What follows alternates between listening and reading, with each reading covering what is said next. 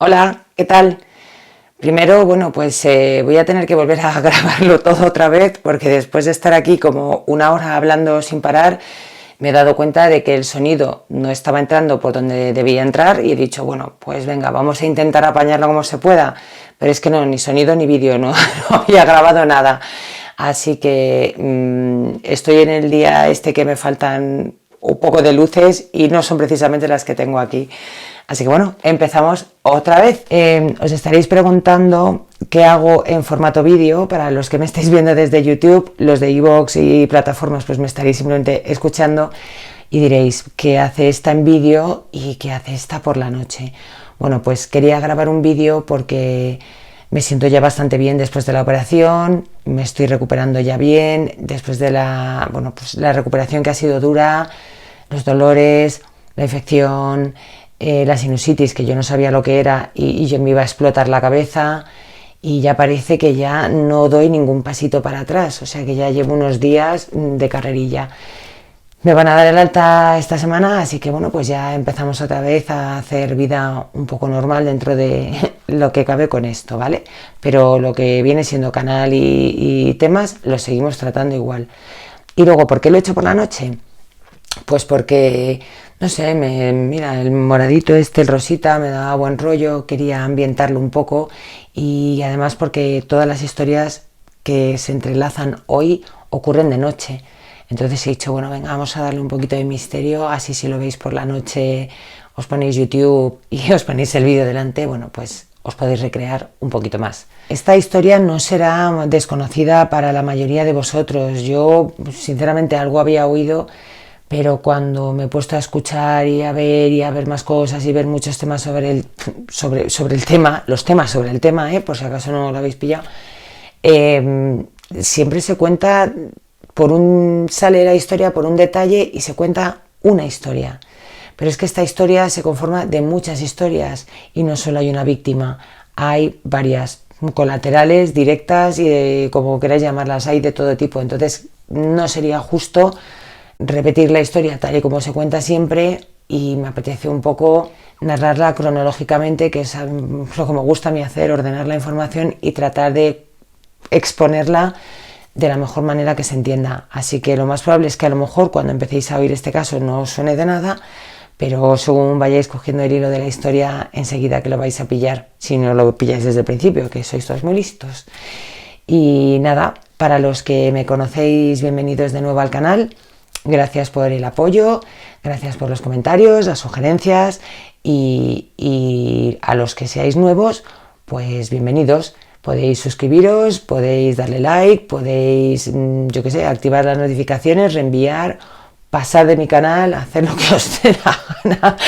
Pero aquí se va a seguir hablando de True Crime de la misma forma. Ya os digo que habrá una vuelta de tuerca, pero volvemos otra vez con energías, ¿vale? Yo ya tenía ganas de ponerme delante de la cámara y de hablaros directamente a vosotros. Así que un saludo para los de las plataformas de podcast y un saludo para todos los que me estáis viendo desde YouTube. Hoy no voy a hacer mucha intro tampoco, últimamente me las estoy saltando todas, y es que si os adelanto mucha intro ya vais a saber muchos de qué va, y quiero que conozcáis la historia desde el principio, ¿vale? Sin más, pues ya está, lo de siempre. Mi nombre es Susana García, esto es Más allá del crimen y comenzamos.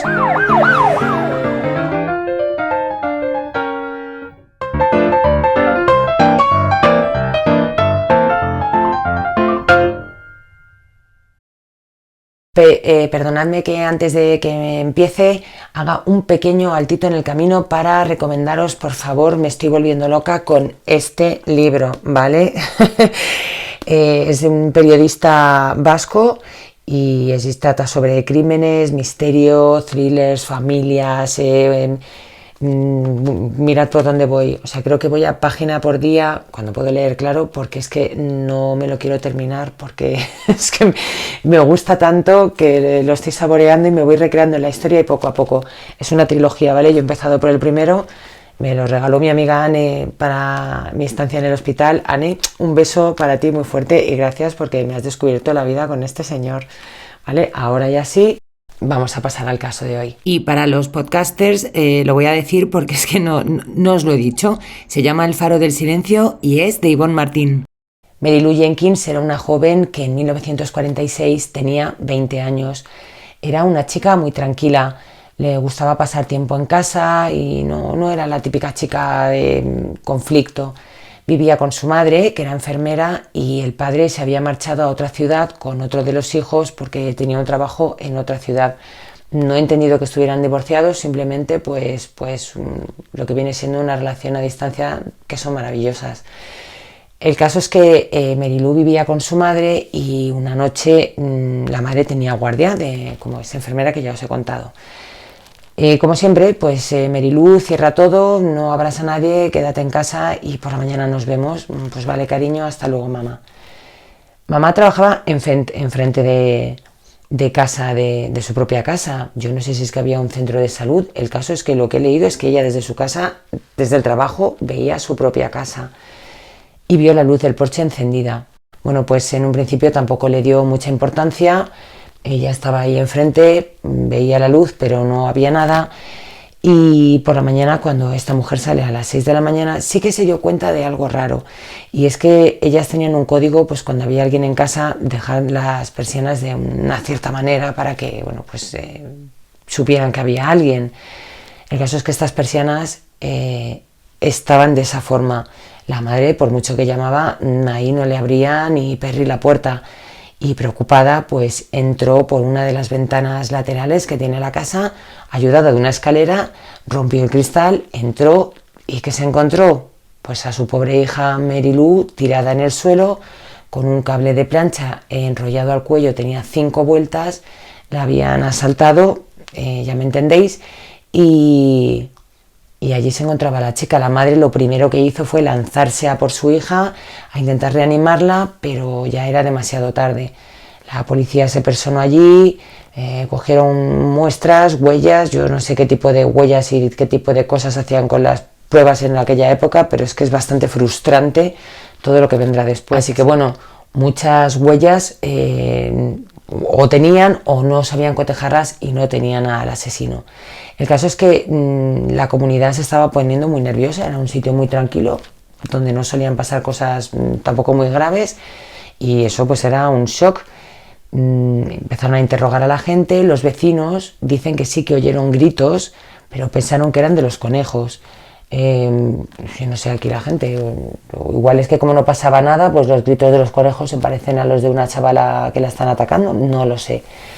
En esos años en Estados Unidos, pues la policía centró su atención en la comunidad negra. Investigaban a la gente, preguntaban, pero no tenían más información, hasta que poco tiempo después, una noche que unos policías estaban patrullando, encontraron a un hombre perdido, un negro suelto por la calle, ¿vale? A ver qué va a hacer este señor. Le detienen para ver un poco de qué va el rollo y se lo llevan.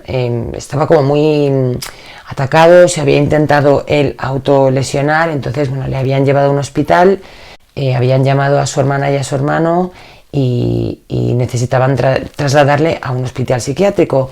El caso es que la familia necesitaba la firma de la mujer y cuando fueron a la casa de la mujer a pedir la documentación, resulta que este señor se la había cargado pues de un tiro o dos, no sé cuántos. El caso es que le había pegado un tiro y la mujer estaba muerta en su casa. Se la encontraron los hermanos. Cuando la policía se lo encontró esa noche corriendo por ahí o como un loco, venía de matar a la mujer, pero ellos no lo sabían. Ya, ¿para qué queremos más? Negro, perdido, que había matado a su mujer y encima conocía a la chica. Parece ser que la madre le debía 80 céntimos y en algún momento se los había recriminado. Eso es lo que se cuenta. No creo que tuvieran más relación. Pero la policía necesita cerrar el caso, vamos a unir esto y esto es mejor que nada. Floyd Cochran, que así se llamaba este hombre, tenía una mentalidad de niño de 10 años. Había sido excluido para participar en la Segunda Guerra Mundial debido a su condición mental. Le llevaron a juicio por el tema de su mujer y le cayeron 15 años. Para el tema de Mary Lou Jenkins, a Floyd Cochran, que así se llamaba este hombre, pues le llevaron a juicio y, sorpresa, todos los miembros del jurado de etnia blanca.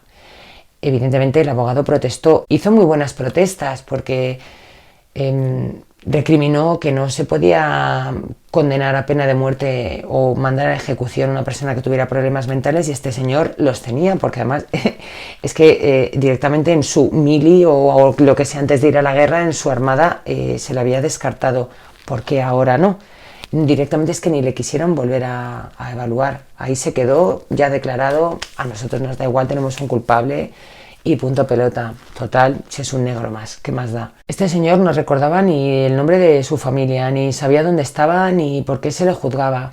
El juicio fue muy duro para su familia que estuvo allí. De hecho, el padre y los vecinos hablaron con la policía y tenían una coartada para esa noche, porque es que estuvo este chico con ellos, pero que no les valía. Él ya había confesado, le tuvieron 3 noches de interrogación, no se sabe si bajo presión o no, pero el hombre confesó de palabra, porque no está escrito en ningún sitio. Las únicas personas que aseguran que este señor había confesado matar a esta chica joven, pues los 3 que estaban con él en la habitación. ¿Vale? O sea que tampoco es que sea una evidencia aplastante, pero bueno, el caso es que este señor fue declarado culpable y sentenciado a pena de muerte. No fue muy rápido porque el juicio fue en mayo. Este señor le ejecutaron, bueno, su ejecución fue para agosto de 1947. Eran todos miembros blancos, se intentó buscar miembros del jurado que fueran de etnia negra, pero al final ninguno era aceptado. Total, pues que se quedaron con el jurado de blancos y ya está. Corto con el tema aquí, rápidamente. Este hombre es sentenciado a pena de muerte y allí pasa pues sus últimos días. Antes de morir, pues pidió chuleta. No sé por qué me interesa saber lo que pidieron, la última voluntad. Es que no sé qué pediría yo, la verdad, ser libre. Este hombre pidió una chuleta, pidió salsa gravy, pidió patatas fritas, pidió pan, mantequilla y no se comió nada.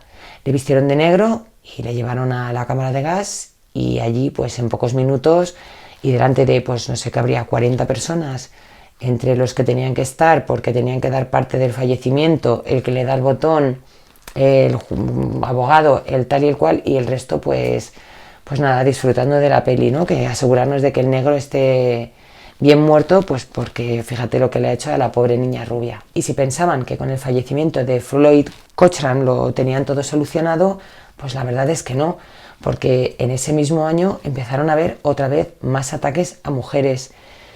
Se empezaron como a intensificar hacia 1949, 1950 y la policía estaba ya desbordada. En octubre de 1949 una chica de 16 años fue asaltada por un hombre y cerca de su casa, no se supo más.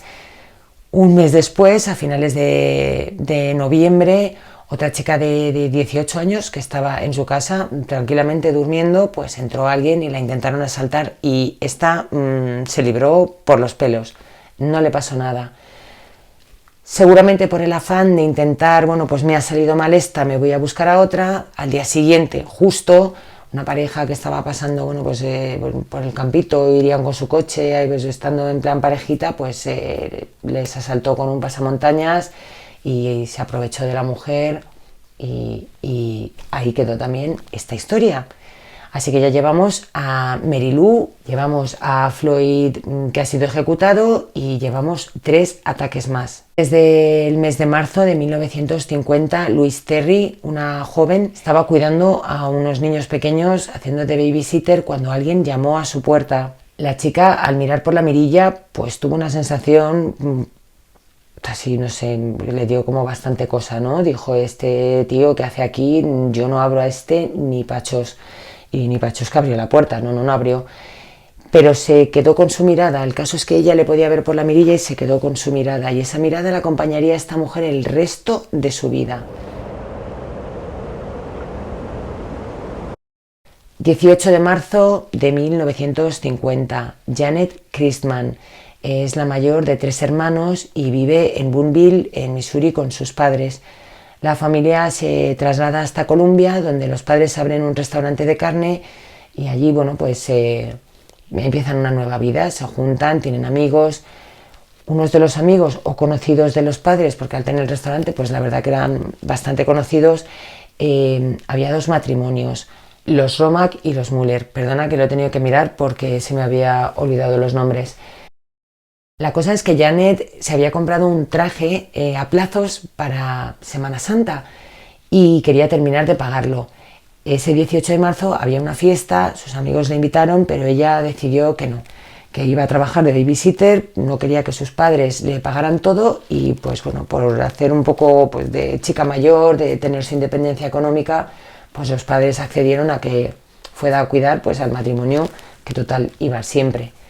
A la vez le llamaron los Müller también para ver si podían cuidar de sus hijos y es que los dos matrimonios junto con más gente tenían una fiesta esa noche, una jugada, esta partida de cartas, no era una reunión de conocidos, ¿vale? De salir un poco del ocio de cada día y de los niños y de todo. Janet evidentemente le dijo a este señor, a este matrimonio, que no podía ir porque iba a cuidar al hijo de los Romack, a Gregory, que tenía 3 años.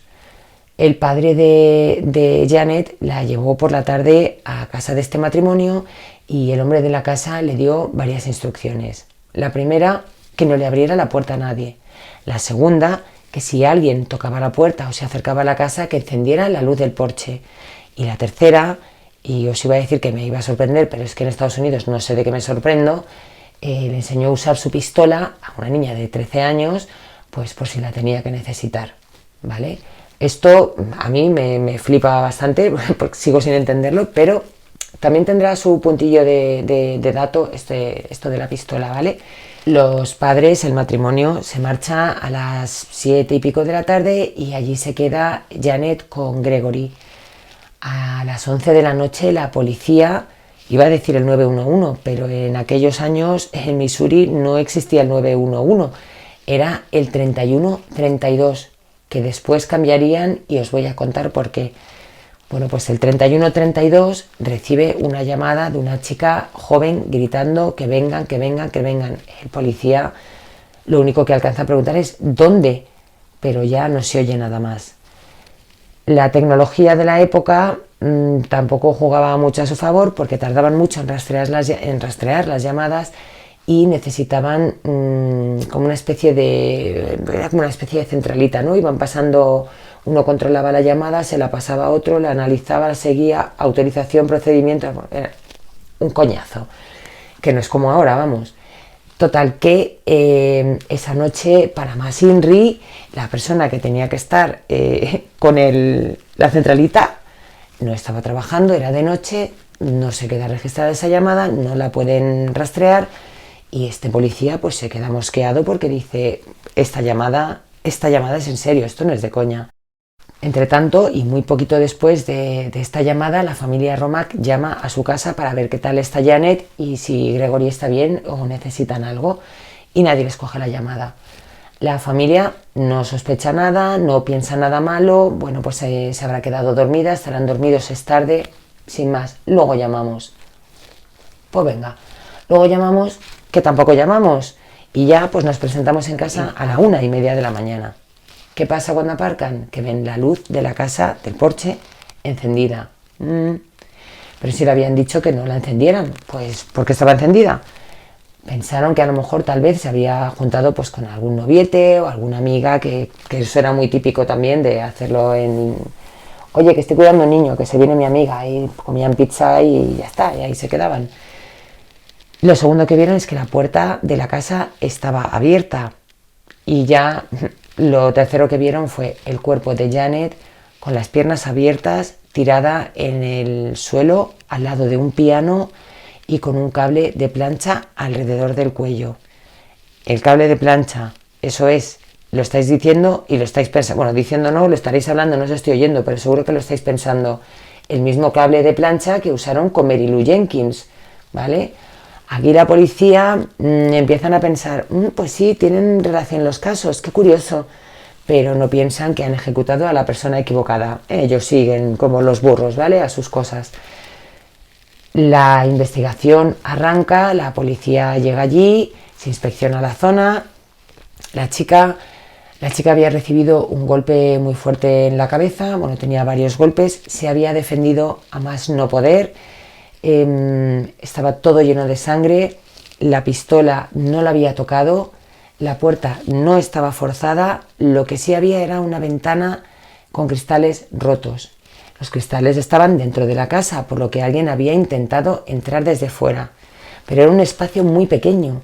Si alguien se hubiera metido por ahí, se hubiera quedado, no sé, un trozo de camiseta, de jersey, un trozo de piel. Allí no encontraron nada. Dentro de la casa sí encontraron una huella dactilar, una huella de pie, gotas de sangre. El cuerpo, y como ya os digo, le habían dado con algo contundente y luego tenía como unas marquitas como muy raras, ¿vale? Pequeñitas que no identificaban con qué era.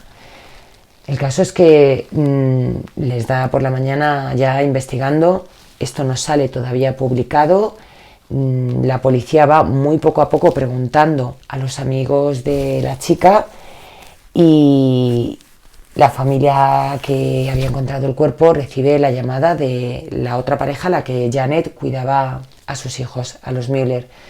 Y este señor le dice, bueno, que si quiere que puede ir a ayudar a limpiar el desastre que tiene que tener en casa. ¿Y cómo sabía este hombre el desastre que había en casa? A Ed le pareció muy raro. En la investigación, lo que sí descubrieron es que el cable de la plancha que había sido utilizado para matar a Janet lo habían sacado de un cuartito de dentro de la casa de los Romack. La azada con la que se había roto el cristal también la habían cogido de un cuartito de dentro.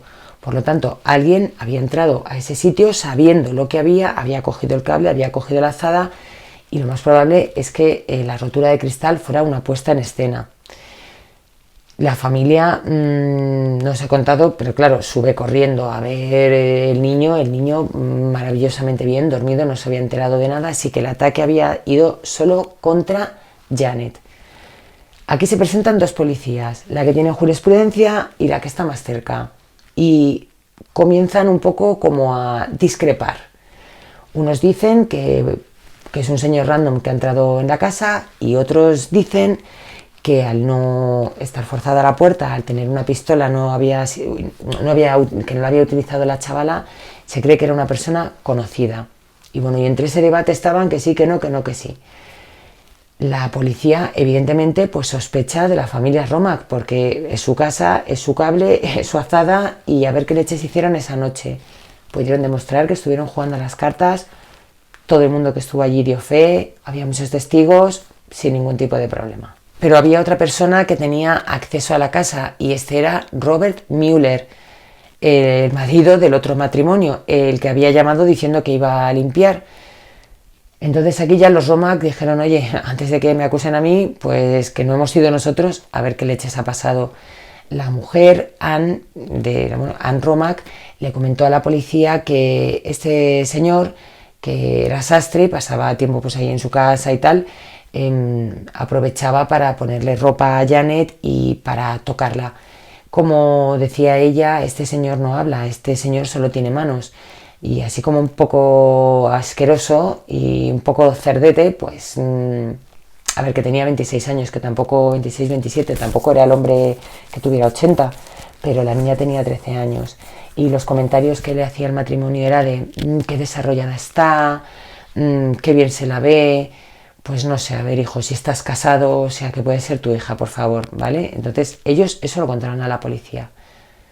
La policía, pues, se fueron a interrogarle sin arresto ni nada, allí se presentaron, y para no levantar mucha polémica en el pueblo, lo cogieron, se lo llevaron a una granja donde le tuvieron pues toda la noche haciéndole preguntas, qué hizo por la noche. Este señor dijo que había estado en la fiesta, pero hubo gente de la fiesta que dijo que había desaparecido durante un par de horas. Él dijo, sí, es que mi hijo se había puesto malo y había tenido que llamar al médico. Bueno, pues el médico no lo confirmó, dijo que eso era mentira. Este señor desapareció en la fiesta 2 horas, tiene llave de la casa y ya está. Pues sí, básicamente es eso, ya está. El juez conformó un gran jurado pues para ver si esto tenía sentido para ir a juicio o no. Y al final, pues esta gente lo único que recalcó, más que si era culpable o no era culpable, que evidentemente vieron que no había, bueno, evidente, evidentemente para ellos no había pruebas suficientes para culpar de nada. Le hicieron la prueba del polígrafo. También una cosa que les mosqueó mucho es que este señor, bueno, las marquitas que tenía ella en la cabeza y en la frente las habían identificado con algo así como un portaminas, ¿no? Como cuando haces con un portaminas así clavas. Y pues cuando estaban interrogando a este Robert Mueller vieron que tenía... Robert Mueller, ¿cuántas veces lo he dicho mal? Bueno, pues a la tercera va la vencida. Tenía este portaminas en su chaqueta y cuando estaba nervioso lo usaba mucho. Y eso a ellos pues fue un indicio que para ellos era culpabilidad total. No salió culpable. El jurado allí lo único que dijo es que la investigación, que era básicamente una basura, que entre unos y otros no se ponían de acuerdo, que al final estaban más pendientes de quién tenía la razón, quién descubría al asesino, pero que no había datos suficientes ni concluyentes y este hombre pues salió libre. La casa estaba muy cerca de donde había fallecido Mary Lou Jenkins. Entonces pues era como que todo estaba demasiado cerca, los casos se parecían mucho. Las pruebas muchas eran que apuntaban a la misma persona. Bueno, pues nada, pues así se quedó. En la época tampoco tenían los medios que tenemos ahora y si daban con una huella de alguien fenomenal y si no, pues no tenían nada, no podían hacer mucho, no había llamada, había sangre y huellas, pero vete tú a saber de quién iban a ser. Y este Robert Mueller quedó exculpado. Los perros que habían llevado a la escena del crimen detectaron olor que fueron siguiendo hasta una zona donde perdieron la pista y no era en dirección a casa de Robert Mueller. Así que no sabemos, puede ser que no se fuera a su casa, que se fuera a otro sitio, pero así se quedó la cosa. Una noche haciendo patrulla, la policía pues vieron como una especie de sospechoso entre dos edificios, fueron corriendo, no le pillaron, lanzaron tiros al vuelo, no le dieron y nunca se supo quién era esta persona, ni si incluso podía tener relación con estos casos. Bueno, y después de terminar el vídeo y tenerlo editado, me he dado cuenta de lo más importante, que no os he contado. En 1957, 7 años después de lo que le ocurrió a Janet, la chica Louise Terry, que había visto una persona fuera de la casa cuando estaba cuidando a los niños, pues resulta que esta mujer ya se casa, tiene sus hijos y queda un día con una antigua amiga. Esta antigua amiga le presenta a su marido. ¿Y quién era el marido? El señor que estaba detrás de su puerta aquella noche. Y bueno, ella se lo contó a su marido, el marido le dijo, ¿estás loca? ¿Qué dices? ¿Cómo va a ser este señor? Si es un reputado sastre del pueblo. Y vivió con ello toda la vida callada. Lo contó mucho tiempo después, cuando ya había muerto el marido, y bueno, pues dice que se parecía, la verdad, que bastante a este Robert Mueller. Así que otro puntito para Mueller. Y ahora no os perdáis el detalle, porque Robert Mueller no se quedó contento y demandó al sheriff y al policía que le habían interrogado sin orden de interrogación o sin los papeles que necesitara y les metió una demanda que está la sentencia publicada en internet. Bueno, en esta sentencia se recoge no solo las peticiones de Robert Mueller de ser indemnizado por la mala praxis policial, pero bueno, pues allí le recordaron que la justicia funcionaba así y que si la policía creía que tenía que interrogar a alguien y hacerlo de la manera que fuera, pues que lo iban a hacer y eso quedó denegado. Este señor se marchó luego a vivir a Tucson, Arizona. Había sido, ya os digo, un capitán de estos de las fuerzas aéreas y allí está su tumba con su placa Air Force, Vietnam, Japán y no sé qué más leches pone. Murió en el año 2006. La que murió muy pronto fue la mujer que encontró el cuerpo de Janet, que murió en 1980. Su marido se volvió a casar y ya falleció pues en 2016, ya tarde. El policía que llevó el caso toda la investigación aseguró que se moría sabiendo perfectamente que había sido este Robert Mueller. Los Christman, la familia de Janet, se quedaron en Columbia, siguieron con el restaurante. A día de hoy ese restaurante existe y bueno, pues prácticamente es que han pasado tantos años que ha muerto muchísima gente. Sí que está viva la hermana de Janet, que cuando ella tenía pues 13 años o 12 años, la hermana era bebé. Entonces puede ser que ya sea muy, muy mayor, pero que siga estando. Y Gregory, que era el chico que cuidaba, también No sé qué habrá pasado al final, pero también he leído que se fue a vivir a Alaska. Y este caso tremendo que se llevó la vida de Mary Lou Jenkins, de Floyd Kotchan, la vida de Janet Christman, la vida pues, de mucha gente y otras muchas mujeres que fueron asaltadas y nunca detuvieron al culpable.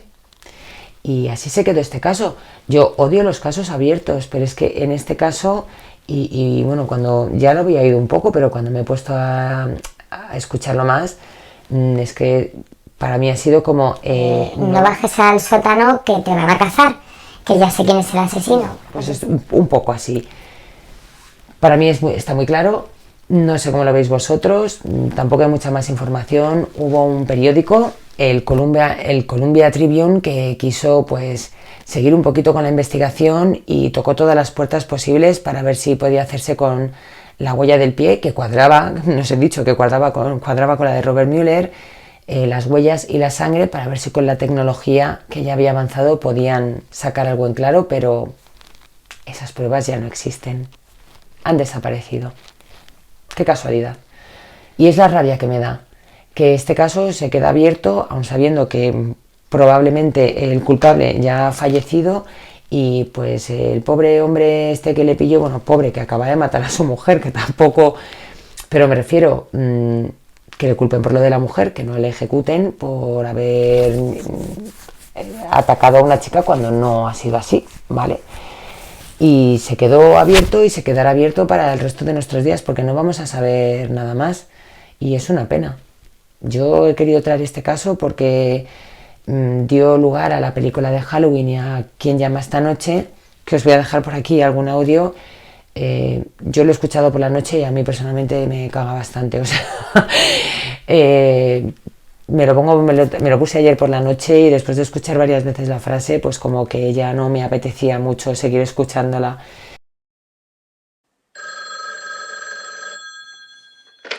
Bobby? Have you checked the children? What?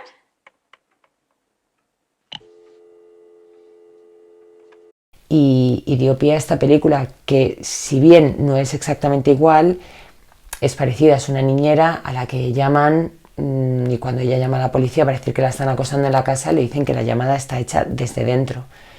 Y bueno, pues desde dentro se hizo la llamada a la policía, desde dentro se cogió pues los utensilios que habían utilizado para romper el cristal, tal vez para golpearla, y el cable de plancha, y solo había una persona, dos, que tenían acceso a eso en la casa.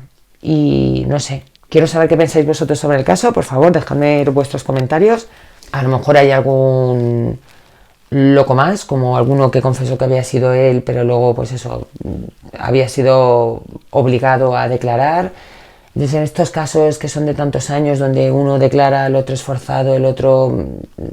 Hay muchísima documentación oficial, porque hay prensa de la época, ahí están las sentencias, hay un montón de cosas, pero salvo ahí, pues tampoco se ha contado nada más. O sea que si hay algo más, no lo sabremos. Y si es tal y como se ha contado, Robert, hasta aquí el caso de hoy. Muchas gracias por haber aguantado hasta el final, espero que os haya gustado.